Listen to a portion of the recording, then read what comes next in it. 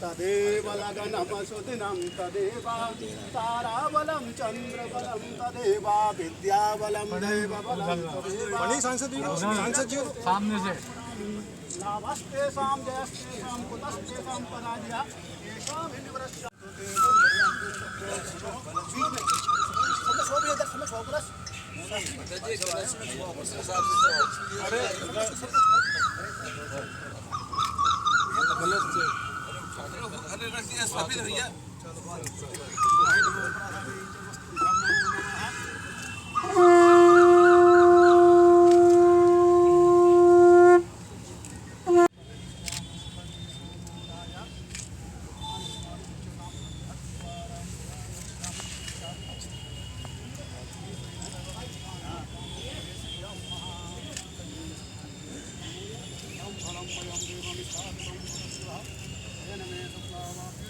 मेरे दिमाग में था कि कैंसर एक ऐसा रोग है जिसमें व्यक्ति को अगर हो जाता है तो उसका परिवार सबसे पहले मैं बहुत बहुत आभार व्यक्त करना चाहता हूं और धन्यवाद व्यक्त करना चाहता हूं हमारे मेरठ के राज्यसभा सांसद श्री लक्ष्मीकांत वाजपेयी जी सर को, जिन्होंने अपनी मनोकामना और पूरी उन्हीं के शिद्दत से आज संभवतः उत्तर प्रदेश के पुलिस लाइन में सबसे पहला कैंसर स्क्रीनिंग सेंटर यहाँ स्थापित होने वाली है। उसका भूमि पूजन आज हुआ है।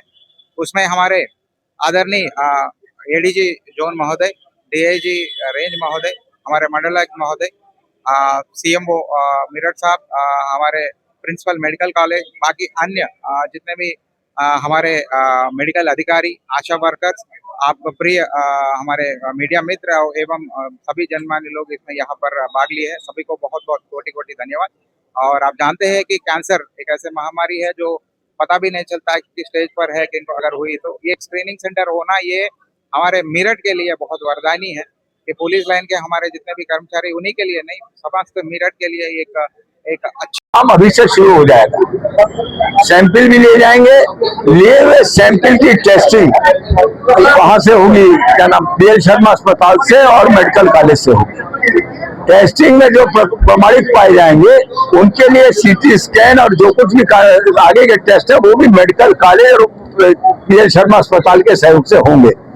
और जब इसी बीच में एम्स दिल्ली का कैंसर सेंटर है, झज्जर का एम्स, उससे संपर्क की पत्रावली चालू हो गई है। मरीजों को यहीं से टेली कंसल्टेशन से उनके कागज भेज के यहाँ का स्थानीय डॉक्टर और वहाँ के डॉक्टरों से उनका टेली कंसल्टेशन से इलाज की पद्धति विकसित होगी और जरूरत पड़ेगी तो मरीज को हम भेजेंगे।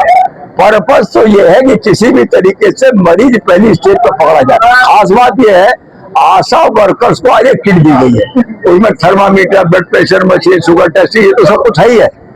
कैंसर की प्रारंभिक टेस्टिंग की स्मीयर की प्रक्रिया भी उनको बताई भी गई है, उसका सामान दिया गया। वहां से सैंपल आएगा, टेस्ट होगा, पॉजिटिव आने पर आगे के टेस्ट होंगे, फिर उसकी प्रक्रिया होगी। लेकिन आशा वर्कर गांव में और शहर में जहां जहां जाएंगी वहां से भी कैंसर को पकड़ने का काम इस सेंटर के अंतर्गत होगा। ये सेंटर पहले से ही काम कर रहा है, अब इसमें वो भवन बनने के बाद और व्यवस्थित काम इसमें होगा। एक खास बात और है, इस सबके पीछे अंततः मेरा उद्देश्य है कि मेरठ मेडिकल कॉलेज इतना मजबूत हो जाए कैंसर के पक्ष में कि कैंसर के मरीज को सामान्यतः दिल्ली ना जाना पड़े, ना टेस्टिंग के लिए और ना इलाज के लिए। उसके लिए आवश्यक आगे की व्यवस्था के लिए भी धनराशि की व्यवस्था हो रही है, लगभग है 12 करोड़ रुपया। उसमें से जैसे सामान वो मांगे उस सामान की व्यवस्था की।